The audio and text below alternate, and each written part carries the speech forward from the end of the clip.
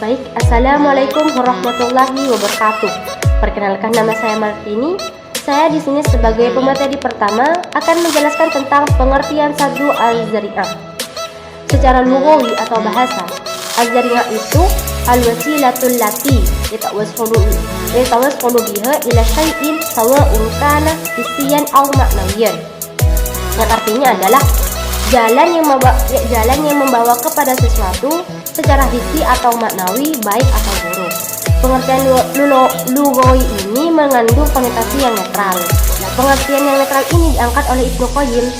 Sedangkan Ibnu Qayyim merumuskan definisi az-zari'ah itu makana wasilatan motorikon ila syai'in, yang artinya apa-apa yang menjadi perantara dan jalan yang membawa kepada sesuatu. Untuk menempatkan ke dalam bahasan yang kita tuju, az-zari'ah diawali kata saddu. Saddu di sini berarti adalah menutup, maksudnya menutup jalan terjadinya kerusakan. Dapat disimpulkan dari dua pengertian secara lughawi ataupun yang dirumuskan oleh Ibnu Qayyim, dapat disimpulkan bahwa az-zari'ah itu adalah perantara untuk mencegah terjadinya kerusakan, atau jalan kata saddu menutup jalan terjadinya kerusakan. Sekian dari saya. Assalamualaikum warahmatullahi wabarakatuh.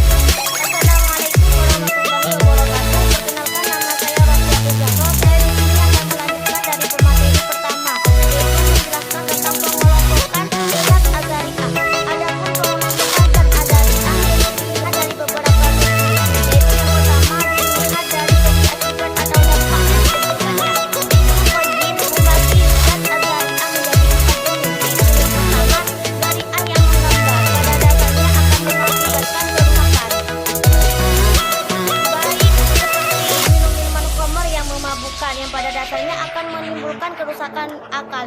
Yang kedua, zari'ah yang ditentukan untuk suatu yang mubah, namun ditunjukkan kepada kerusakan atau perbuatan yang rusak. Yang ketiga, zari'ah yang semula ditentukan untuk sesuatu yang mubah, artinya seperti melakukan perbuatan yang merusak, yang dimana kerusakan tersebut lebih besar kepada kebaikannya. Yang keempat, zari'ah yang ditentukan untuk suatu yang mubah, artinya ditunjukkan kepada kerusakan yang dimana kerusakan lebih kecil daripada kebaikannya. Yang kedua, dilihat dari segi kerusakan yang ditimbulkannya. Ishaq al-Shaqibi membagi zari'ah menjadi 4 jenis. Yang pertama, zari'ah yang membawa kepada kerusakan secara pasti, artinya jika zari'ah itu tidak dihindarkan maka pasti akan mengakibatkan kerusakan. Yang kedua, zari'ah itu membawa kepada kerusakan menurut biasanya, artinya jika zari'ah itu dilakukan maka kemungkinan besar akan mengakibatkan kerusakan dan akan berlangsungnya kepada perbuatan terlarang. Yang ketiga, zari'ah yang membawa kepada perbuatan terlarang, artinya jika zari'ah itu tidak dihindarkan maka seringkali sesudah itu akan mengakibatkan perbuatan terlarang. Yang keempat, zari'ah yang jarang sekali melakukan perbuatan terlarang dan mengakibatkan kerusakan, artinya jika perbuatan itu dilakukan maka belum tentu akan mengakibatkan kerusakan. Sekian dari saya, kurang lebihnya mohon maaf. Assalamualaikum warahmatullahi wabarakatuh. Saya di sini akan menjelaskan tentang kedudukan saddu al-zari'ah. Saddu al-zari'ah ditempatkan sebagai salah satu dalil mengenai dalam menentukan suatu hukum meskipun diperselisihkan penggunaannya. Mengandung arti bahwa meskipun syarak tidak menjelaskan secara jelas mengenai hukum suatu perbuatan, namun karena perbuatan tersebut termasuk ke dalam wasilah bagi perbuatan yang dilarang, maka hal itu akan menjadi petunjuk atau suatu dalil sebagaimana hukum yang ditetapkan oleh syarak. Masalah ini mendapat perhatian para ulama karena banyak ayat-ayat Al-Quran yang mengisyaratkan ke arah itu.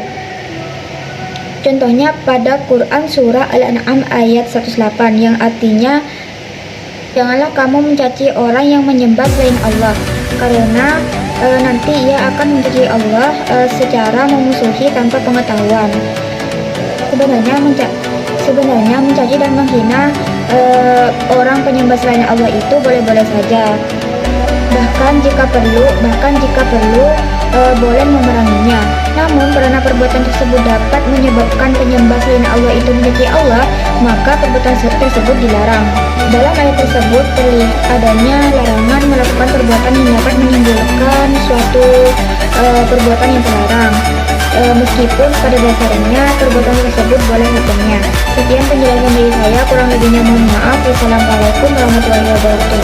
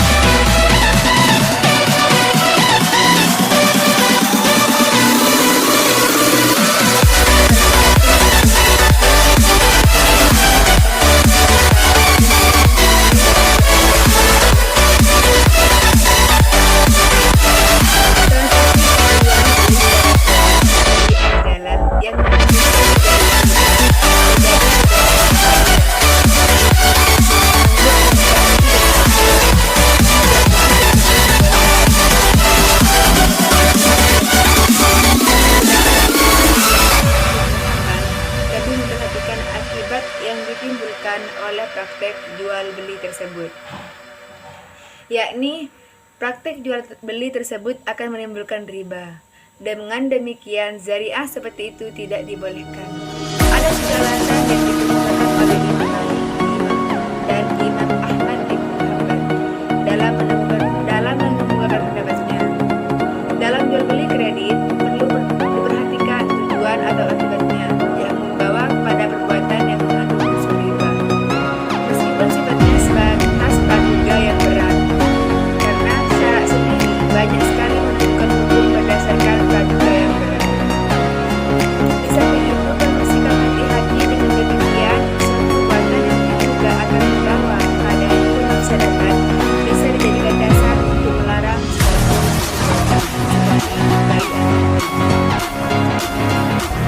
kedua, dalam kasus bayi al-adal terdapat dua dasar yang bertentangan.